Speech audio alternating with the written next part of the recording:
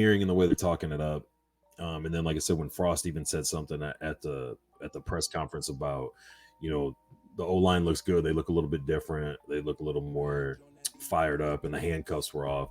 It kind of alludes to that things are going to be a little more simple for them. We have some guys, man, that when they came out of high school to here, they were Georgia was after a couple of them, Georgia Tech, different schools like that. So it's not like we got a bunch of bums that just haven't panned out. If anything, you could say we've got some studs that have kind of flopped or have looked like it. We've had the injuries, we've had all that. We're getting some guys back healthy. I would think that they're going to be a lot better than last year. Just by simplifying it. 2, by getting some guys healthy. And 3, when we did the Casey Thompson stuff, we broke down the quarterbacks. That line was really bad, Texas. So it's not like the line has to be amazing for him to do something, function. Yeah, it seems like he can do fairly decent with a little, and I don't see any reason why we can't be better than that line was. You know what I mean? So specifically, you're saying with Raiola, his formula seems to be just be downhill and aggressive. Don't worry so much about doing all of these fancy moves that you're going to learn if you make it to the NFL. Just blow the guy up in front of you.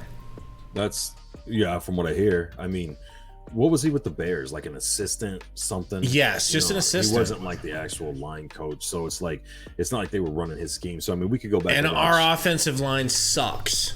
Right, but it wasn't his schemes or him. He's helping out to teach someone else's scheme. Right. Usually, in that position. So I mean, I don't know what we go off of or look at to see what his mindset is for how he wants his offensive line to attack defensive lines in passing situations, running situations, and then you're blocking different if you're trying to power run up the middle more, or A or B gaps, as opposed to running options or jet sweeps or things where you're going outside. So I mean, strictly going off of hearsay, that's what it seems like. It seems like a lot more blow the guy up in front of you. I mean, they're going to have to do pulls and things like that when they start running jet sweeps and, a lot of the RPOs and different things like that. But we heard so much over the last 4 years, but I mean, especially last year from Frost, that his big thing is he wants to get the running game going so that it opens up the offense and then get a lead and be able to just run the ball down people's throats. If you ever get to that point where you're trying to run the ball down people's throats, you don't need a ton of technique. You need to line up, smash people 3-4 yards downfield, and then let your running back do what he can do with that. But that's the right mindset if that's really what's happening, which it sounds like is what's happening. If Ross is still trying to do that and Whipple is on board, along the same lines of trying to do that. So you've done a lot more research on this offensive line than I have, so I'm going to leave these questions mostly up to you. But you could argue that the left tackle is the most important position. Some people will argue the center. Let's go with center just because this is going to be kind of a new system. So I think the center is going to be huge, right? It's kind of like the quarterback of the offensive line. It's kind of like a coach of the offensive line. They're the ones making most of the signals, I would guess. Mm-hmm. And so, who do you see starting at center? Who's going to be the driver of this car? I'm assuming Hickson. That's kind of who we've heard the most about. He started the spring game at center. And Piper has taken a good chunk of snaps, but I don't think he played the spring game. Ian Borkacher took the second team snaps, at least early on. The older brother of, Nate Borkacher? Nate, yeah. We talked about tight ends. I would guess Hickson. And keep going back to Cam Jurgens went from not being able to get Martinez the ball to being drafted, second round to the Eagles? Yeah. So I don't know how much that was awesome, how much it was, because when they moved him to that spot, they talked about how he could be, a great center and this and that. So how much of that's him? But I mean, I would assume Hickson. But to your point, I think as long as he can snap the ball to Casey, the biggest thing, you can't be a swinging door, but I mean, the biggest thing is probably, like you said, you can, how quick and well can you recognize defensive fronts, bluffs if they have them, recognize things that are going and be able to call out and for whatever techniques they are running or gap assignments, things like that. But if I was betting, I would guess Hickson. Okay. All right, now let's go into left tackle then. We know who's going to be the left tackle starter, right? Yeah, as long as, they're so tight-lipped on injuries, but as long as he's good to go, it's for sure going to be Eddie. You're talking Prohaska. How good is this guy going to be? Is this guy got NFL written on him? In your humble opinion, as a YouTuber? Yeah, dude. I think he's young. You know, he's only going to be a sophomore. He looked really good once they plugged him in and started having him run, especially at that spot last year before he got hurt against Michigan. He was a stud coming out of high school, coming out of Elkhorn. Both sides of the ball. He's big. Was he like 6'10", 320, 325, something like that? Jesus. Last year, his freshman year, he was 6'9", 305. Oh my gosh. 6'10", 320. I love it. But yeah, that doesn't, I mean, come on. We'll see.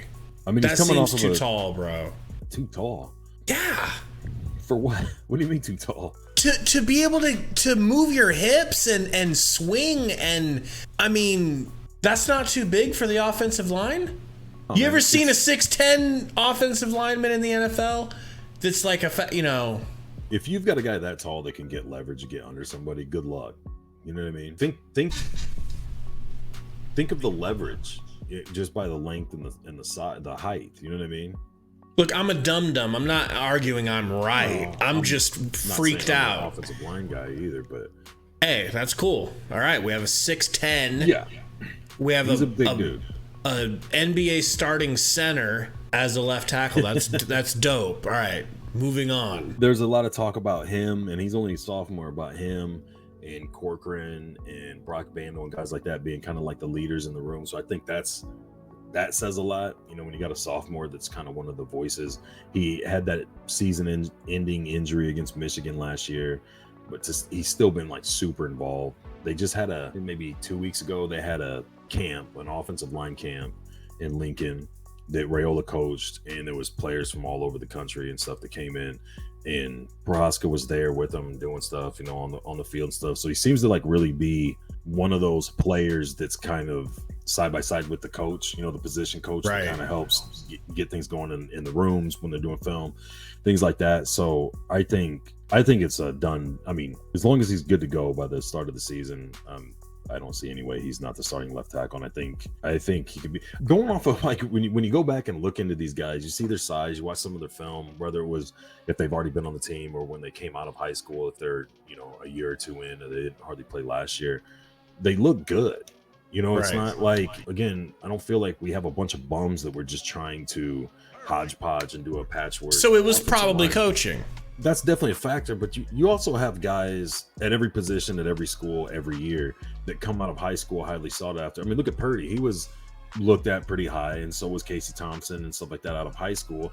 But when you get to that next level where you're playing guys that are also on scholarship and more highly sought after and things like that, the game, you know, speeds up and it gets a little bit more complicated, and you can't just use your raw talent all the time unless you have insane raw talent to bully everybody around like a lot of guys are able to do in high school. So who knows? You know, it's a combination of things. But yeah, I mean, people way smarter than me and actually played offensive line and stuff like that, I heard for a lot last year, but for years since Austin came with Frost, that it's just too complicated for, you know, 18, 19, 20-year-old kids to try to not only learn and retain it all, but then to use in the middle of a game when things are constantly changing and it's breakneck speed, you know, heat of the battle. Yeah, and to try and stick with it. So, and it doesn't take much on the offensive line, man. You miss a half a step and all of a sudden your quarterback's getting sacked. So, or a lane that's supposed to be there for your running back is closed. So it makes sense that, and that's not to say that Austin isn't a good coach. You know, maybe he's just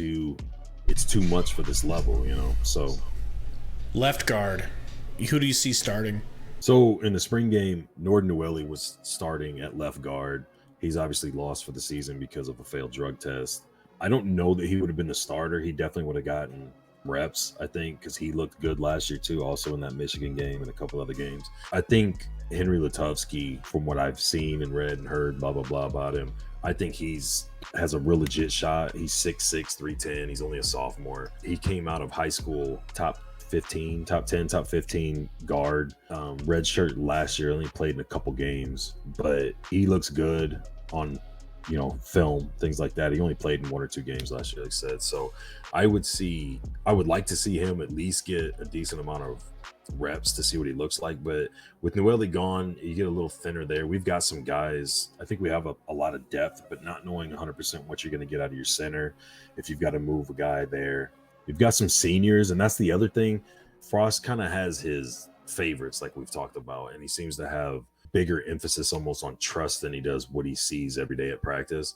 So with that, I mean, you've got like Brock Bando, who played right guard. You could see him playing either one of those guard positions. Dope name.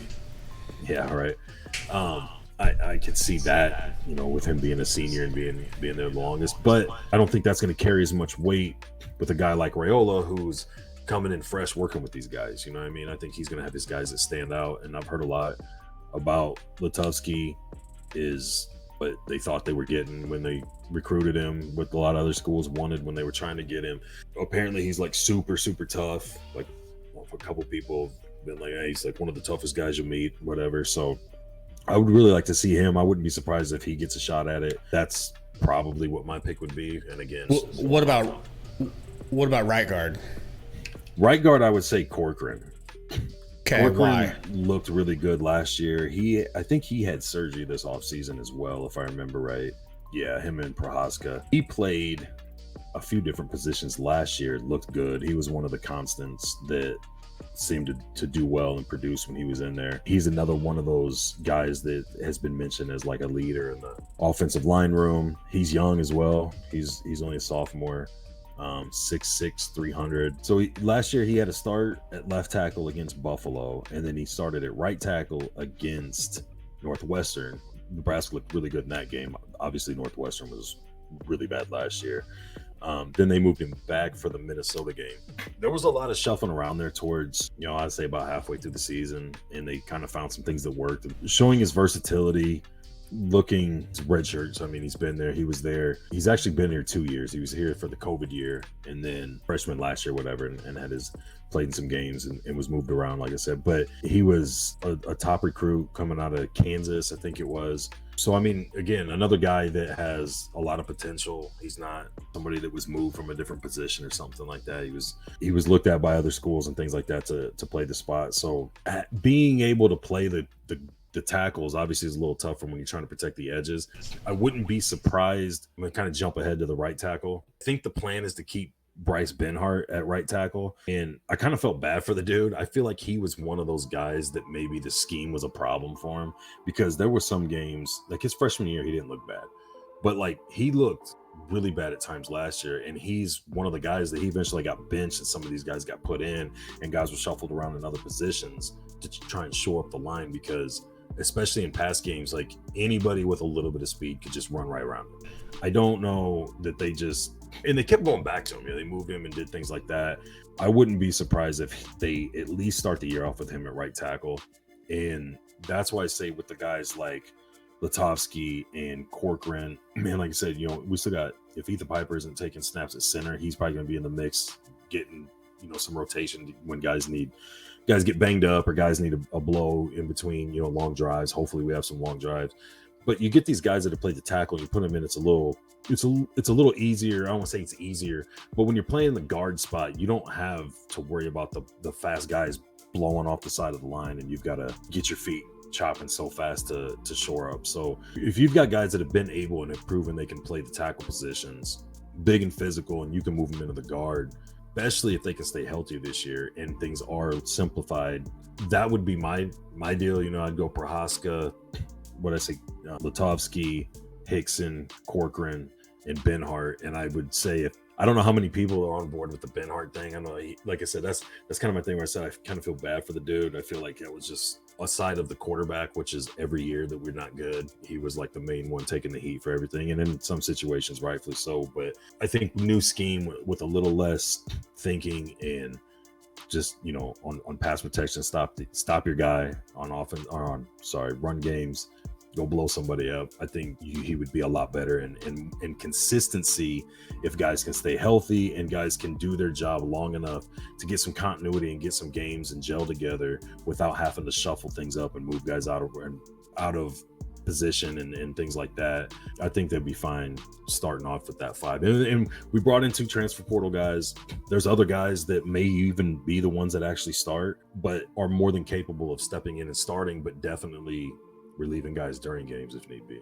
Without thinking about it at all, answer real quick. Are we going to be a better offensive line this upcoming season? I think so. I honestly think so. And it's not just from the hype thing or whatever. I trust a lot of the former offensive linemen and people who just know the X's and O's of that area better than me. Right. That have, and so many of them collectively. It's not like one guy's like, oh, it's too complicated for him. Multiple people have said that, and the coaches themselves, without coming out and saying that. Like I said, when Frost said, the handcuffs are off, he could have said a lot of different things about why they look good, but he chose those specific words. You know what I mean? Almost like when you're saying that, you're basically referring to or saying, well, the handcuffs were on, right? To say that they're off now.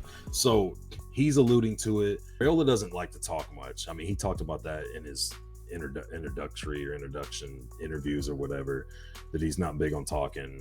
He doesn't like the cameras and the media and all that. But so a few times you've heard him talk, they ask him about it. He's like, yeah, everybody's just, they get after it. And the guys are doing what I want them to do. And they're progressing really well. And a lot of that's coach talk, obviously. But it's just like, it's going to be the difference between a mediocre season and potentially, okay, it's the difference between a terrible season, a mediocre one, or maybe a really good one. If they're good, if they play up to their talent level, because like you said, these are some sought after players. Right. They're not water boys that we've just allowed to step in and play due to injury. They got talent. If they could play up to it, bro, we've got talent everywhere that can benefit. We definitely do. But the thing I worry about, and people think I'm a hater, whatever, I try to keep things into perspective. If a center goes down in a game and you have to bring in another center, everybody worries about how clean the snap's going to be. Same thing with a quarterback. It's like, oh, well, now they got a new quarterback. We'll see what happens with this.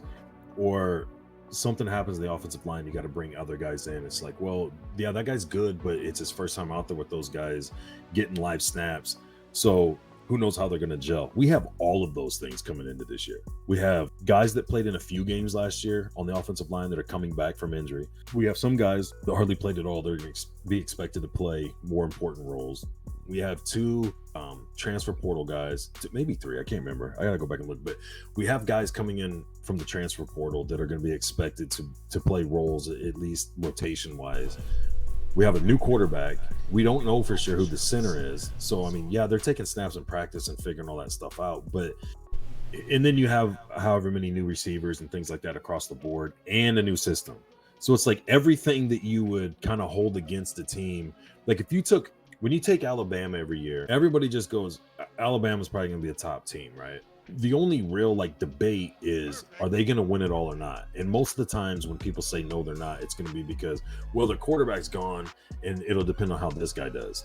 Or 3 of their offensive linemen got drafted last year. They've only got 1 senior coming back and 1 guy who's finally getting to play, who redshirted and he's been there for 2 years waiting to play.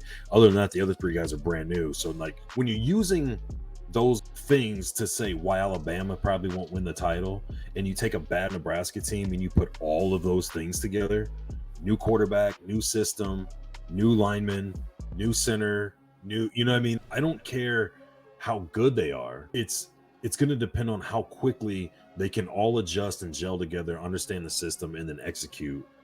So you're going to be cautious before you're cautiously optimistic. I'm for sure optimistic, especially coming off of last year, because not just the 3 wins the only having 3 wins, but all the losses being as close as they were. We don't have that team.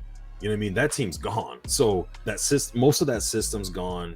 That quarterback's gone. Thank God all of it's gone. I mean, I'm just ready for something fresh. I'm just ready for something fresh. If people want to use the excuse, or not the excuse, but if people want to hang their hat on, I mean, we were so close in every game we lost. We only had 3 wins, and we were this close to having 10 wins or whatever. Well, then you're banking on that team getting a little bit better, or that one possession a game better, to come back between special teams, offensive line. Yeah, but this is like an entirely new team. Exactly. But now you're switching that up, and you're coming everything. Back with a new quarterback, a new scheme, a lot of new guys in offensive line, some new receivers. I don't care. I want it this way. Yeah, for sure, I want it. But I'm just saying that's kind of I'm kind of trying to keep things put into perspective. So I mean, all those things we already talked about. Now you're going to another country to play. Like, I'm not going to be surprised if they come out and don't look like the same team that we saw against Iowa.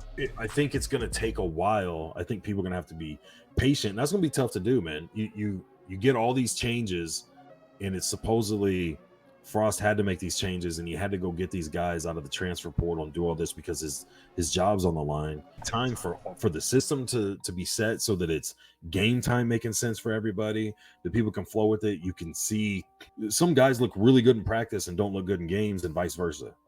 By the time you figure that out, mainly on the offensive line, but in other spots, and once you kind of get, okay, we got our rhythm, we got things going, now we can progressively try to get better each game. I don't know how far that's going to be into the season, or what that's going to look like getting to that point.